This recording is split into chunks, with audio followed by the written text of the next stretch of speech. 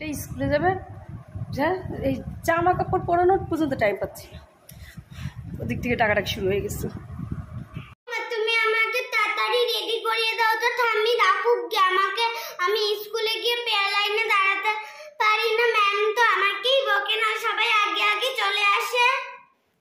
কি করবো বল, তোর ঠাম্মি প্রত্যেক দিন এই যে ভাত টাত করে আসছিলাম তাড়াতাড়ি করে তোর ড্রেস পরানোর জন্য, ওই যে টাকাটাকি কি টাকাটাকি, আগে আমাকে ভাত দিয়ে যাও গো, আমাকে আগে ভাত দিয়ে যাও, পরে মেয়েকে ড্রেস পরাও।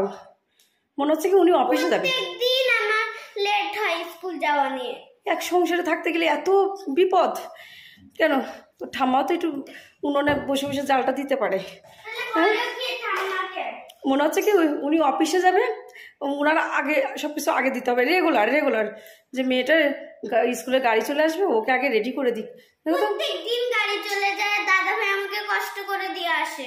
যা যা তোর ড্রেসগুলো আগে নিয়ে আই এখানে, আমি তোর ঠামার ভাতটা আগে দিয়ে আসি, না হলে তো আমার একেবারে কি আর বলবো, আমার নিয়ে ওইখানে ঢাকঢোল পিটাবে, পাড়ায় পাড়ায় যায়, কি বউ নিয়ে আইসি কি বউ নিয়ে আইসি, সকালকে ভাত খাবার দেয় 9টায়।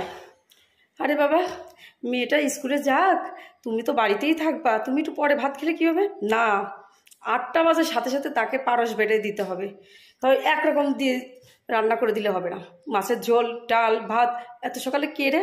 দেখ কেউ আলু সিদ্ধ ভাত, কেউ ডিম সিদ্ধ ভাত, কেউ ডাল সিদ্ধ ভাত খেয়ে তাড়াতাড়ি করে সকালকে কাজ শুরু করে। আর আমাদের বাড়ি 14 রকমের আইটেম করে তারপরে মেয়েকে স্কুলে পাঠাও, আগে ওদেরকে খেতে পড়তে দাও, তারপরে মেয়েকে স্কুলে পাঠাও। এক সংসারে থাকতে গেলে এতই জ্বালা, এত জ্বালা, আমার কপাল। মেয়েটাকে আমি ঠিক মতন টাইম দিতে পারি না, না পড়াতে বসাতে পারি, না ঠিকঠাক টাইমে স্কুলে পাঠাতে পারি। অর্ধেক দিন তো গাড়ি চলেই যায়, টাইম মতন পাঠাতেও পারি না, সেই হনতে ধনতে হয়ে আবার সেই আমাকে যেতে হয় শাড়ি কাপড় পরে মেয়েকে নিয়ে দৌড়াতে দৌড়াতে, এত হেনস্থা আমাকে করতে পারি। তা বললে কে হবে? তা বললে হবে না। হাসি তো আমি, তোর বাপও তো সেরকম, মা যেটা অর্ডার করবে তুমি সেটা পালন করবা, মার কথা না শুনলে ঘাত ধরে বাপের বাড়ি পাঠিয়ে দেবো। একটাই ভয় দেখানো শিখেছে, কারণ জানে তো, জানে না